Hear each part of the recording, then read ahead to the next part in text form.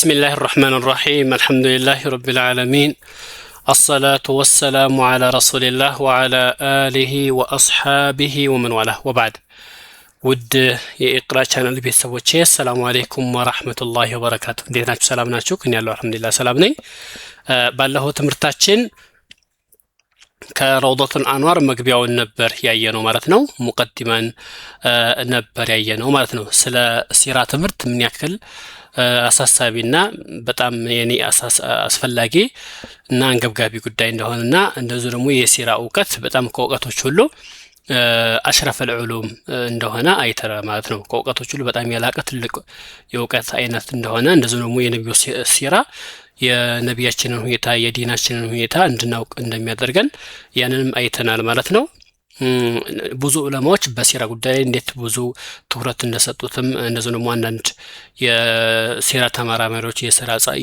የሲራ ጸሐፊዎች ሐቁን በተገቢው እንዳልተከተሉም ከነብዩ ጋር የማይገናኝ ከሲራቸው ጋር የማይገናኝ ከህይወት ታሪካቸው ጋር የማይምጣጣና ከዲንጋይ የሚቀረን የሆኑ ነገሮችንም እንዴት ሲያስገቡ እንደነበረ ያንንም አይተናል ማለት ነው በአጠቃላይ ረውደቱል አንዋር በጣም ምርጥ የሆነ ለናሽዎችም ለታዳጊ ወይስ ለአዲስ ጀማሪዎችም ሆነ እንደዚሁ ደግሞ ስለ ሲራ ትምህርት ለሚማሩ ሰዎች ለሁሉም አቅም ያማከለና ለሁሉም የሚመጥን አጠር መጠን ተደርጎ መካከለኛ ተደርጎ የተዘጋጀ ኪታብ እንደሆነ አይተናል ማለት ነው ኢንሻአላህ ዛሬ ደግሞ የምናየው የነብያችን ሰለላሁ ዐለይሂ ወሰለም መነሻቸውን ምንጫቸውን ነው የምናየው ማለት ነው እዚህ ጋር እንደምትመለከቱት ሙሐመዱን ሰለላሁ ዐለይሂ ወሰለም ይላል ሙሐመድ የአላህ ሰላትና የአላህ ውዳሴና ሰላትና ሰላም በእነሱ ላይ ይወረድባቸውና አስሉሁ ምንጫቸው ይላል ነብዩ የመጡበት ምንጫቸው እና ወነሽአቱ አስተዳደጋቸውና ወአህዋሉ ሁኔታቸው قبل النبوات ነብይ ከመደረጋቸው በፊት የነበረውን አህዋል አሁን የምናይ ይሆናል ማለት ነው በዚህኛው ቪዲዮ ይሄንን ሙሉን እናየም የምናየው እቺ የመጀመሪያውን አስሉሁ እና ያኒ ምንጩን የዘር ሐረጋቸውን ብቻ ነው የምናየው ማለት ነው አነሰቡ ሸሪፍ ይላል የተከበረው ዘራቸው ማለት ነው የተከበራቸው የነብዩ ጎሳቸው ዘራቸው የዘር ሐረጋቸው የዘር ግንዳቸው ማለት ነው ሁወ ይላል ነብያችን ማለት አክረሙ ኸልቅላህ አላህ ከፈጠራቸው ፍጡራን ሁሉ በላጩ ናቸው ወይም ደግሞ የተከበሩ ናቸው ማለት ነው ወአፍضሉ ሩሱሊ ከመለክተኞች ሁሉ በላጩ ናቸው አላህ Subhanahu Wa Ta'ala ብዙ መለክተኞች ልኳል ከዛ ሁሉ ነብያቶች ውስጥ ከዛ ሁሉ ሩሱሎች ውስጥ ነብያችን በላጮቹ ናቸው ማለት ነው ከነብያቶች ኡሉል አዝም አምስት ኡሉል አዝም አሉ አምስት ማለት ነው ኡሉል አዝም ከነዛ ውስጥ ደግሞ ከአምስቱም ነብያችን የበለጡ ናቸው ማለት ነው ወኻተሙ አንቢያኢሂ የነብያቶች ሁሉ መቋጫ መደምደሚያ ናቸው ማለት ነው ነብያችን ሰለላሁ ዐለይሂ ወሰለም ሲራን ስንማር እንግዲህ ይሄን ሁሉ እናውቃለን ማለት ነው ነብያችን የነብያቶች ሁሉ መቋጫ መደምደሚያ ናቸው ከነብያችን በኋላ ሌላ ነብይ አይመጣም ሌላ መልእክተኛ አይመጣም ማለት ነው ምክንያቱም ነብያችን የመጨረሻው ነብይ ስለሆኑ ማለት ነው የነብዩ ኡማ የመጨረሻው ኡማ ነው ከነብዩ ኡማ በኋላ ሌላ ኡማ አይመጣም የዚህ ኡማ ሲያልቅ ቂያማ ነው የሚቆመው ማለት ነው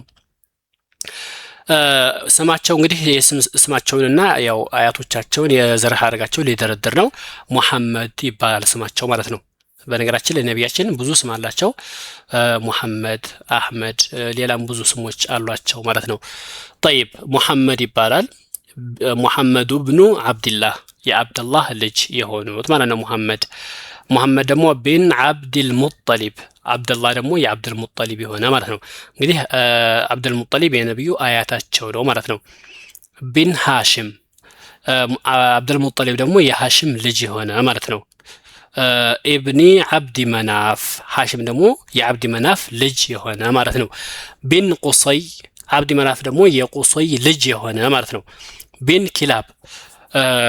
ኪላብ ደግሞ የማን ልጅ ነው ቁሰይ ደግሞ የማን ልጅ ነው የኪላብ ልጅ ነው ማለት ነው ኪላብ ደግሞ ቢን ሙራ የሙራ ልጅ ነው ኪላብ ማለት ነው ሙራ ደግሞ ቢን ከዓብ የከዓብ ልጅ ነው። ከዓብ ደግሞ ቢን ሉአይ የሉአይ ልጅ ነው። ሉአይ ደግሞ ቢን ጋሊብ የጋሊብ ልጅ ነው ማለት ነው። ጋሊብ ደግሞ ቢን ፊህሪን የፊህር ልጅ ነው። ፊህር ደግሞ ቢን ማሊክ የማሊክ ልጅ ነው። ማሊክ ደግሞ ቢን ነድር የነድር ልጅ ነው ማለት ነው። ነድር ደግሞ ቢን ኪናና የኪናና ልጅ ነው ማለት ነው።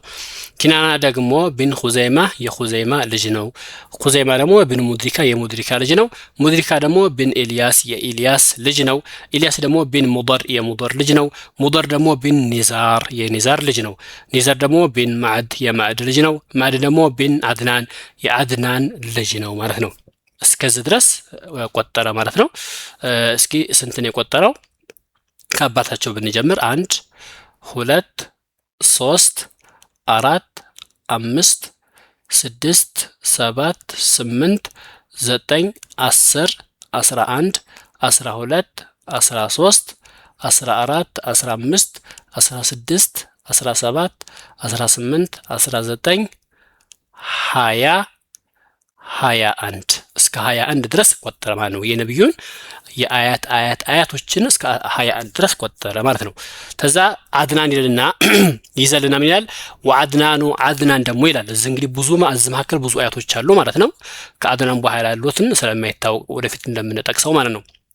وعدنان عدنان دمو من ذرية إسماعيل بن إبراهيم عليه السلام عدنان دمو من ذرية إسماعيل إسماعيل ذرية نو يعني إسماعيل لج نو معناتنو يعني كسو ذرية وسط يزر حارق وسط የሚወጣው ማለት ነው። إسماعيل دمو بن إبراهيم يعني نبي الله إبراهيم عليه السلام በተውሂድ የተላኩት ማለት ነው። عليهما በሁለቱም ላይ በኢስማኤልም ላይ በኢብራሂም ላይ አሰላም የአላህ ሰላም ይወረድባቸውና ማለት ነው። بالاتفاق በዑለማዎች ስምምነት የነብዩ የዘር ሐረጋቸው ይሄ ነው። ወላኪን ነገር ግን ለም يعرف አይታወቅም بالضبط በትክክል አይታወቅም አደዱ ቁጥር ይሄን ያክል ነው የሚለው የቁጥር ብዛት አይታወቅም። ወላ አስማኡ ስምም አይታወቅም። የኔ የቁጥር ብዛታቸው ይሄ ነው ይሄን ያክል ነው ተብሎ አይታወቅም። ስማቸው መከሌ ተብሎ አይታወቅም። መን በይነሁ በአድናን መካከልና ዝጋ መን በይነሁ ያ ضمير መለሰው ለአድናን ነው። من ሰው በይነሁ በአድናን መካከልና ወበይነ እስማኤል አለይሂ ሰላም በነብዩላህ እስማኤል መካከል በአድናንና በነብዩላህ እስማኤል መካከል ያለው የዘር ሐረግ ስማቸውና የቁጥር ብዛቸው በትክክል አይታወቁም። አንዳንድ የሲራ ኪታቦች የሚዘረዝሩ አሉ፣ ግን በትክክል አይታወቅም ማለት ነው። ይሄን ضعيفም ሊሆን ይችላል صحيحም ሊሆን ይችላል፣ በትክክል አይታወቅም ማለት ነው። ይሄ እንግዲህ የነብያችን የዘር ሐረጋቸው ነው ማለት ነው በአባታቸው በኩል። አማ ኡሙሁ የነብያችን እናታቸውን ከወሰረ ደግሞ ሰለላሁ ዐለይሂ ወሰለም የነብያችን እናት فهي እሷ አሚናቱ ትባላለች። አሚና ናት። አሚና ቢንቱ ወህቢን የወህብ ልጅ ማለት ነው። ቢንቱ ወህቢን የወህብ ልጅ ቢን ወህብ ደግሞ የማን ነው?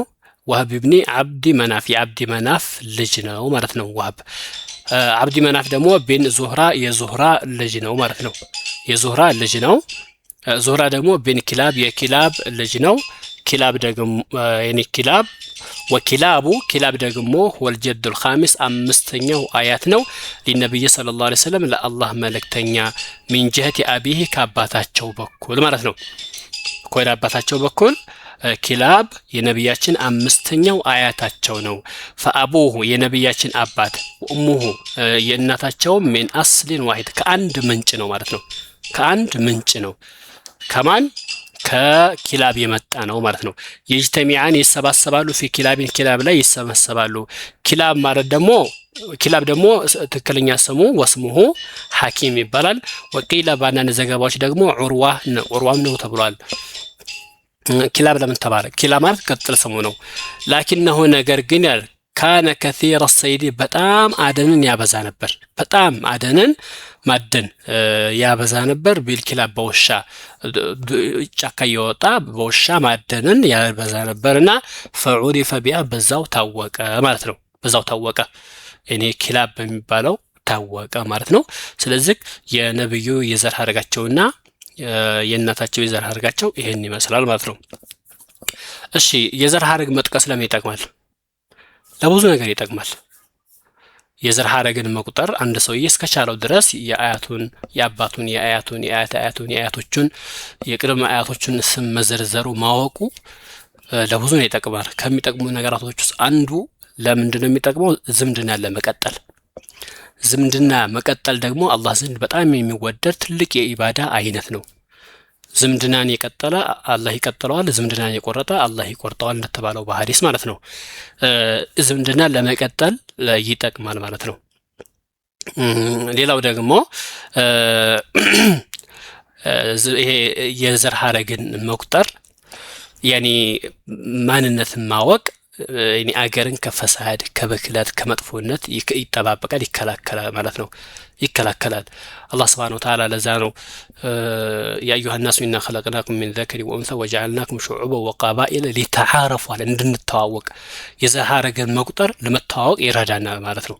እንድንተዋወቅ እኔ የከሌ ቤተሰብ ነኝ ይሄ የከሌ ቤተሰብ ነው ለመተዋወቅ ያክል እንድንተዋወቅ ይረዳናል ያግዘናል ማለት ነው። ነገር ግን ያው አላህን የሚፈራ ያው አላህን የሚፈራ ሰው ነው አላህ ዘንድ በጣም ተመራጭ የሚሆነው ማለት ነው።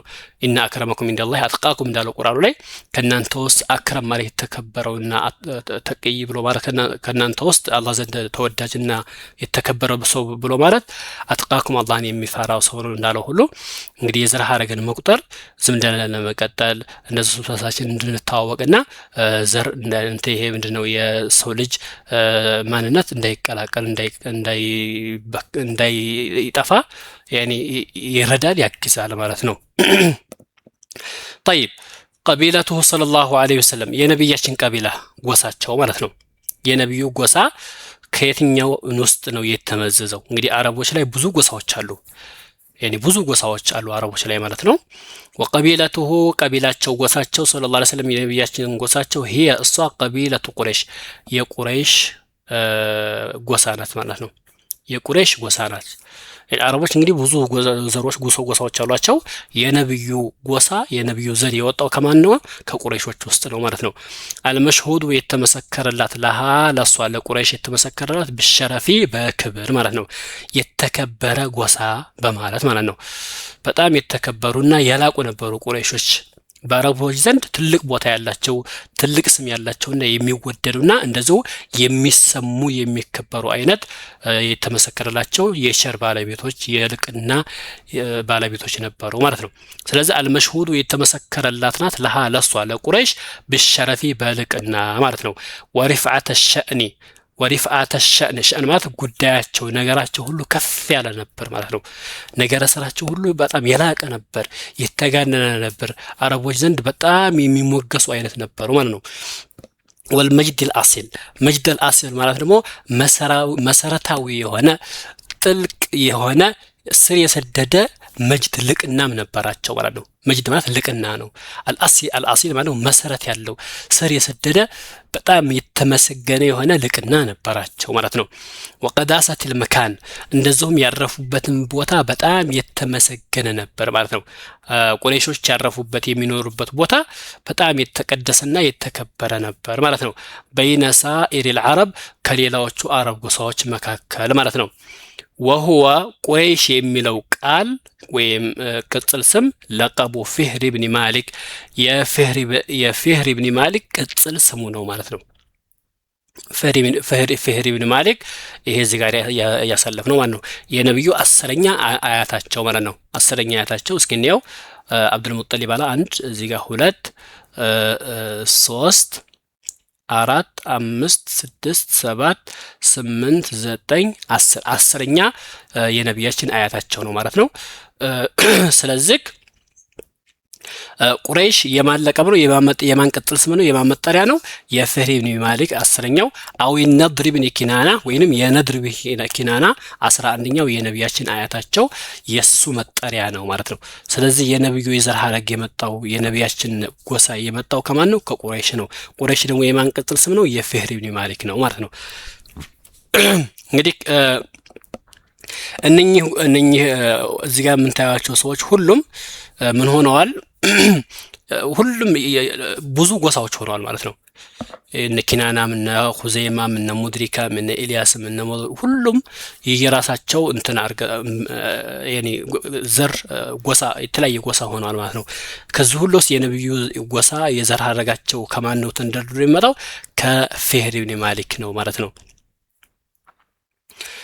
ወኩሉን ሁሉም ይላል ሚን ሪጃላቲ هذه القبيلة ከዚህ ጎሳ የሆኑ ሰዎች በአጠቃላይ ከቁረይሾች ውስጥ ያሉ ማለት ነው። ወኩሉን ሁሉም ሚን ሪጃላቲ هذه القبيلة ከዚህ ቀቢላ ከዚህ ጎሳ ውስጥ ያሉ ሰዎች በአጠቃላይ ሁሉም ወንዶች ካኑ ነበሩ ሳዳት ነበሩ። ሳዳት ማለት መሪዎች ማለት ነው።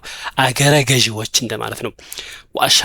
አሽራፍ ነበሩ። አሽራፍ ማለት የተላቁ የተከበሩ ነበሩ ማለት ነው። ፊ ዘማንም በየዘመናቸው ሁሉም በየዘመኑ በጣም የላቁና የተከበሩ ነበር ማለት ነው። ወቀድ امتاز منهم ከነሱ ተቁረይሾች ውስጥ በጣም ተለይቷል፣ ለየት ያለ ትልቅ ቦታ አግኝቷል ቁሰይ የሚባለው ማለት ነው። ቁሰይ እንግዲህ እዚህ ጋር እንደምንመለከተው የነብያችን ስንተኛ አያታቸው ነው? አራተኛ አያታቸው ነው ማለት ነው። አብዱል ሙጠሊብ 1 ሃሺም 2 አብድ መናፍ 3 ቁሰይ 4 የነብዩ አራተኛ አያታቸው ነው ማለት ነው። ስለዚህ ቁሰይ ምን ሆኗል? በጣም የተከበረ ቦታን አግኝቶ ነበር፣ ለየት ያለ ነበር። ስሙ ደግሞ ዘይድ ነው። ዘይድ ይባላል። ቁሰይ ቅጽል ስሙ ነው፣ ትክክለኛ ስሙ ዘይድ ነው ማለት ነው። ቢዒደቲ መይዛት በብዙ መለያዎች ተለይቷል ማለት ነው። ይሄ ቁሰይ ያኒ የቁረይሽ ጎሳዎች ወይም ደግሞ ቁረይሽ ውስጥ ያሉ ሰዎች በአጠቃላይ በጣም ሳዳትና የተከበሩ የልቅና ባለቤቶች ናቸው። በብዙ ነገር የሚለዩ ናቸው። ቁሰይ ግን ከነሱ በጣም በብዙ ነገር ይለይ ነበር ማለት ነው። ከሚለይባቸው ውስጥ አንዱ فهو እሱ አወሉ መን ተወላል ከአባ ላይ ለመጀመሪያ ጊዜ የተሾመው እሱ ነበር። ሚን ቁረይሽ ተቁረይሽ ጎሳዎች ለመጀመሪያ ጊዜ ከአባ ላይ የተሾመው እሱ ነው። ፈካነት ነበረች ኢለይህ ወደሱ ሂጃባው መጠበቋ ማለት ነው። ከአባን የሚጠብቀው እሱ ነበር። ወሲዳነቱሃ ሲዳና ማለት አይ ኺድመቱሃ መካደም ከአባን የሚካደመውም እሱ ነበር ማለት ነው። ሂጃበቱሃ ማለት አይካነ ነበር በየዲህ በእጁ ነበር። ሚፍታሁል ከአባ የከአባ መክፈቻ ቁልፍ በእጁ ነበር ማለት ነው። የፍታሁሃ ይከፍታታል ሊመንሻ ለፈለገው ሰው ወመታሻ በፈለገው ሰዓት ከአባን የሚከፍተው እሱ ነበር። ቁሰይ ወይም ደግሞ ዘይድ ነበር ማለት ነው። ምክንያቱም ቁልፍ በእጁ ስለነበረ ማለት ነው። ይሄ ነገር የመካን ቁልፍ ከቤተሰብ ወደ ቤተሰብ እየተሸጋገረ እስካሁን ድረስ የካዕባን ቁልፍ የሚይዙ ቤተሰቦች አሉ ማለት ነው። የዘር ሐረግ ያላቸው ሰዎች ማለት ነው። وهو እሱ ነው يعني ቁሰይ الذي انزل ቁረይሽን ያሳረፈ ያስቀመጠ ነበር ቢበጥኒ መከተ በመካ ውስጥ ማለት ነው። በጥን ማለት ውስጥ ነው። ዋስከነሁም ያስቀመጣቸው في داخلها ከአባ ውስጥ ማለት ነው። يعني ከአባ ውስጥ ማለት ነው። يعني ከአባ ክልሉ ግቢ ውስጥ ማለት ነው። يعني ከአባ ሲባል እዚህ ጋር ከአባውን ሳይሆን ያው የመካ ውስጥ ማለት ነው። በአጠቃላይ የመካ ውስጥ ወካኑ ነበሩ قبل ذلك ከዚህ በፊት ቁሰይ ከአባ ማነው መካ ውስጥ ሳይሰበስባቸው በፊት ነበሩ። ፊ ضواحيها በዙሪያዎቿ በመካ ዙሪያ የሚኖሩ ነበር። ወአጥራፊها በየጠረፉ በመካ ጠረፎች ውስጥ የሚኖሩ ነበሩ። ሙተፈሪቂን የተበታተኑ የተነጣጠሉ ሆነው ማለት ነው። በይነ ቀባኢል ኡኽራ በሌላ ጎሳዎች ውስጥ እኔ እንግዲህ አረብ ብዙ ጎሳዎች አሏቸው አረቦች። የቁረይሽ ጎሳዎች እንግዲህ በየአረብ ጎሳ ውስጥ ጥገኛ ሆነው ግማሾቹ አንደኛው የአረብ ጎሳ ላይ ጥገኛ ሆነው ከፊሎቹ ደግሞ ለሌላኛው የአረብ ጎሳ ጥገኛ ሆነው ተበታትነው በመካ ዙሪያ ይኖሩ ነበር ማለት ነው። ስለዚህ እሱ ሰበሰባቸው ማለት ነው። ሰብስቦ መካ ውስጥ ባንድ እንዲኖሩ አደረጋቸው። የቁረይሽ ዘሮችን በአጠቃላይ ሰብስቦ ከሁሉም የአረብ ጎሳዎች ጥገኛዎችን ሰብስቦ ተጣርቶ ሁሉንም ባንድ ሰብስቦ መካ ላይ እንዲኖሩ አደረጋቸው። وهو እሱ ነው ቁሰይ الذي انشأ السقاية መጠጥን የጀመረው እሱ ነበር። ወሪፋዳ ምግብንም የጀመረው ከዛ በፊት አይታወቅም ነበር።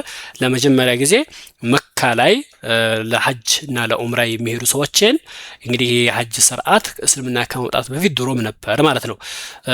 ለሐጃጆች መጠጥንና ምግብን ማዘጋጀት የጀመረውም እሱ ነበር። ቁሰይ በዚህ ተለይቷል ማለት ነው።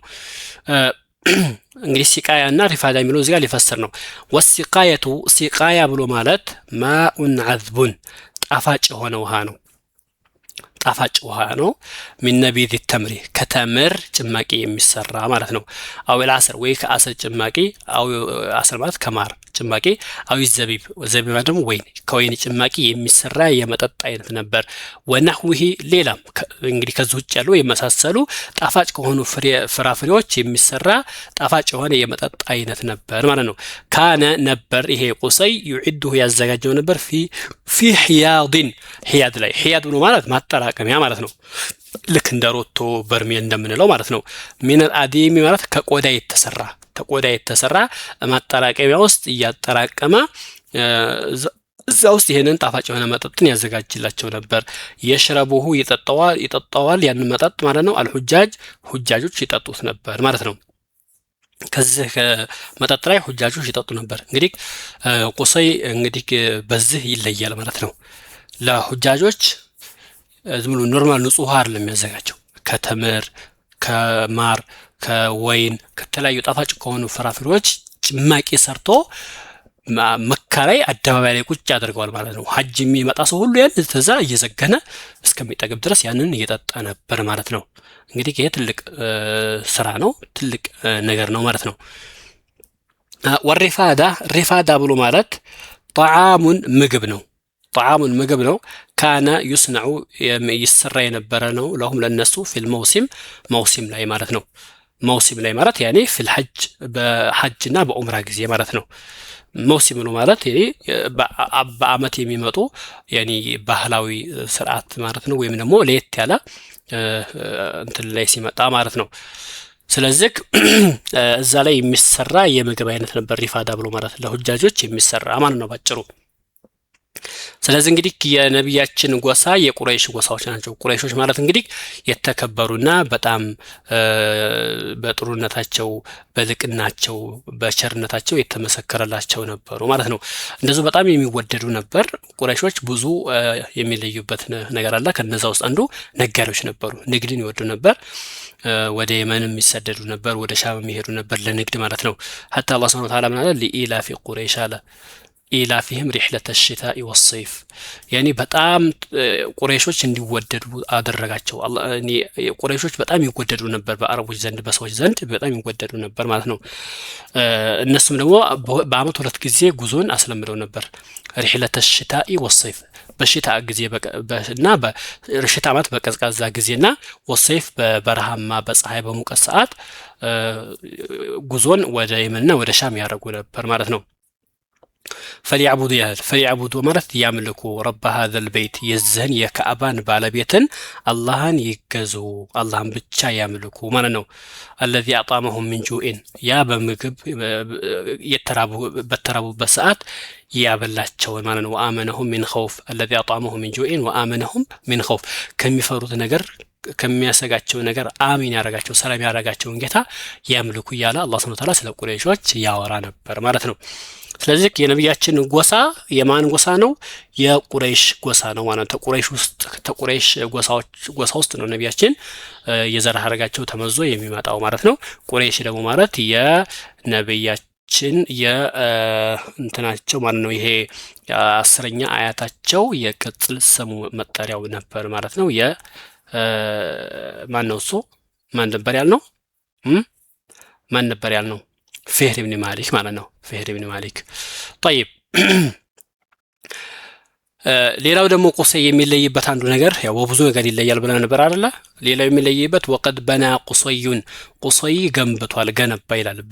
ቤትን ገነባ ቢሽማሊይ አልካዕበቲ በካዕባ በስተሰሜን በኩል ማለት ነው። ቤትን ገነባ። ይሄ ቤት ደግሞ ምን አይነት ቤት ነው? ዑሪፈ ታወቀ ይላል። ያ ቤት ቢዳሪ ነድዋ ተባለ። ናዳር ነድዋ ማለት የስብስብ ቤት ማለት ነው። መሰብሰቢያ ቤት ማለት ነው። ወህየ እሷ ይሄ ቁሰይ የገነባው ቤት ምንድነው? እሱ ዳሩ ሹራ ቁረይሽ ቁረይሾች ውይይት የሚያደርጉበት የሚመካከሩበት ቤት ነበር ማለት ነው። እንግዲህ ያኔ ውይይት የሚያደርጉበት ልክ በዘመኑ ቋንቋ ፓርላማ እንደሚባለው ያኔ የህዝብ ተወካዮች ምክር ቤት እንደሚባለው ለምሳሌ ምክር ቤት ወይም ደግሞ ፓርላማ እንደሚባለው በሆነ አባባል ማለት ነው። እንደዛ ነበር የኔ ቁሰይ የገነባው ቤት ማለት ነው። ወመርከዙ ተሐሩካቲሂም አልእጅቲማዕያ ማህበራዊ ኑሯቸው የማህበራዊ ኑሯቸውን እንቅስቃሴ የሚያደርጉበት ሴንተራቸው መርከዛቸው ነበር ወይም ደግሞ ቢሮአቸው ነበር ማለት ነው። ይሄ ዳሩ ነድዋ የሚባለው ቁሰይ የገነባው ቤት ማለት ነው። በካዕባ በስተሰሜን በኩል ማለት ነው። ፈካነ ነበር ላ ዩዕቀዱ ኒካህ ምንም አይነት ኒካ አይፈጸምም። የኒካ ፕሮግራም የሰርግ ፕሮግራም አይዘጋጅም። ወላ የቲሙ አምሩን ምንም አይነት ጉዳይ አይፈጸምም። ኢላ ፊ ሃዚህ ዳር በዚህ ቤት ውስጥ እንጂ ማለት ነው። ዳርነቷ በተባለው ቁሰይ በገነባው ቤት ውስጥ እንጂ በቃ ሌላ ቦታ ይደረግ ነበር። እንግዲህ መካ ውስጥ የሚኖሩ ሰዎች በአጠቃላይ ኒካ ማሰር ሲፈልጉ እዚህ ቤት ውስጥ ነው ኒካ የሚያደርጉት። የሆነ ጉዳይ ሲፈጸም እዛ ቤት ውስጥ ነው ተሰባስበው ጉዳያቸውን የሚፈጽሙት ማለት ነው። ወካነ ነበር በየዲህ በእጁ ነበር በማን በቁሰይ እጅ ነበር አሊዋ ባንዲራ የመሸከም ኃላፊነቱ ማለት ነው። ባንዲራ የመሸከም ኃላፊነቱ በቁሰይ እጅ ነበር ማለት ነው። ወልቂያዳ የመሪነትም የጦሩንም የሚመራው አገሪቱንም የሚመራው በሱ እጅ ነበር ማለት ነው። ፈላ ትዕቀዱ አትታሰርም ራየቱ ሐርቢን የሐርብ የጦር ባንዲራ አይታሰርም ማለት ያኔ የጦር ትእዛዝ አይታወጅም ኢላ ቢየዲ በሱ እጅና በሱ ትእዛዝ ቢሆን እንጂ ማለት ነው። ወካነ እንግዲህ ነበር ይሄ ደግሞ የግል ባህሪው ነው። ወካነ ነበር ከሪመን በጣም ቸር ነበር ደግሞ በጣም ለጋሽ ቸር ነበር። ዋፊረል ዐቅሊ ብሩህ የአእምሮ ባለቤት ነበር። ጥሩ ሐሳብን የሚያፈልቅ ያኔ ጥሩ አስተሳሰብ ያለው ሰፊ የሆነና አርቆ ሐሳቢ የትልቅ የአእምሮ ባለቤት ነበር ማለት ነው። እንደዚሁ ደግሞ የግርማ ሞገስ ባለቤት ነበር። ሷሂበ ከሊመቲን የንግግር ባለቤት ነበር። የሆነ ይናገራል የመናገር ብቃት ያለው የመሪ ባለቤት ነበር ማለት ነው። ንግግሩ ደግሞ ናፊዘቲን ተፈጻሚ የሆነ ፊ ቀውሚ በህዝቦቹ መካከል ይሄኔ ንግግሩ ማለት የሚወርቅ አልነበረም። በቃ ይሄን እንዲህ ነው ካለ خلاص ሰዎቹ መርሃባ ይሉታል። እሺ መርሃባ ብለው ንግግሩን የሚቀበሉና የሚተገበሩ ነበሩ ማለት ነው። ስለዚህ ቁሰይ ይሄን ይመስላል የነብያችን 10ኛው አያታቸው ማለት ነው። ስለዚህ የዛሬው የነብያችን የዘር ሐረጋቸው ይሄን ይመስላል።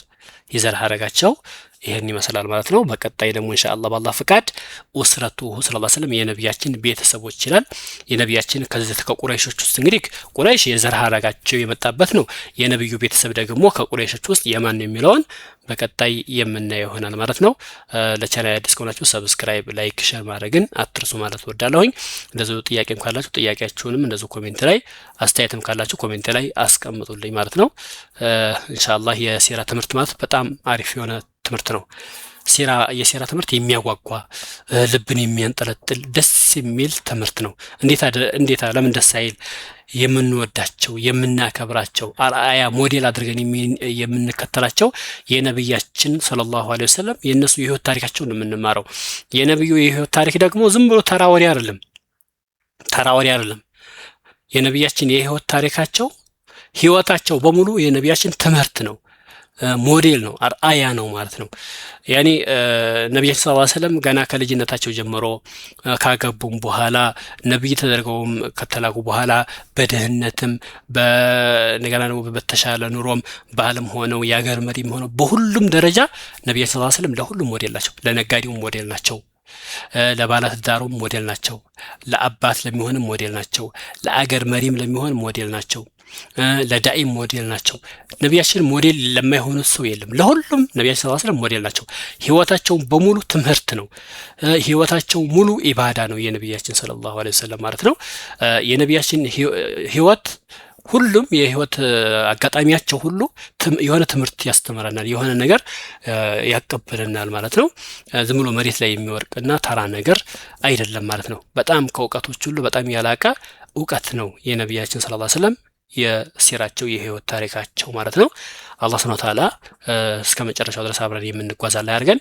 እነዚሁ ነብያችንን ተከትለን ነብዩን ወደን የነሱን አርአያ ተከትለን እነሱን አርአያ አርገን ሞዴላችን አርገን ተከትለን እነሱን ወደን በእነሱ ሱና በእነሱ ፈለግ ሄደን አላህ Subhanahu Wa Ta'ala ዘንድ የውመል ቂያማ ከነሱ ጋር ጎረቤት ጓደኛ የምንሆን አላህ እንዲያረገን እየለመንኩኝ ዱዓ እያደረኩኝ እናንተም ዱዓ አርጉ ማለት ወዳለሁኝ። ሰበቡን እያደረሳችሁ ሰበቡን እያደረስን ማለት ነው። አላህ Subhanahu Wa Ta'ala ጠቃሚ የሆኑ ዕውቀቶችን አላህ ያግራለን። የሚጠቅሙ ዕውቀቶችን አላህ ይወፍቀን። ባወቅነው ደግሞ የምንጠቀም አላህ ያርገን። اللهم علمنا علما ينفعنا وانفعنا بما علمتنا وزدنا علما ينفعنا برحمتك يا ارحم الراحمين. اللهم يا معلم آدم علمنا ويا مفهم سليمان فهمنا. أنت آدم ያስተማርከው ጌታ ሆይ እኛን ማስተምረን ነብዩላህ ሱለይማንም እንዲረዳ የመረዳትን አቅምን እንደሰጣው ለኛም የመረዳትን አቅምንም ሰጠን ማለት ነው። اللهم علمنا علما ينفعنا የሚጠቅመንን ዕውቀትን ወፍቀን ለግሰን ሰጠን። ወንፈዕና بما علمتنا ባሳወከንም ደግሞ እንድንጠቀምበት አግዘን እርዳን። ወዚድና علما ينفعنا የሚጠቅመንንም ጠቃሚ የሆነ ዕውቀትንም ጨመርልን ማለት ነው። ያው እንግዲህ የዱዓው ትርጉሙ የዛሬው ትምህርታችን ይህን ይመስላል። በቀጣይ እስከምንገናኝ ሰላም ቆዩልኝ። ወሰለላሁ ወሰለም አላ ነቢና ሙሐመድ ወጀዛኩሙላሁ ኸይር። ወሰላሙ አለይኩም ወራህመቱላሂ ወበረካቱሁ።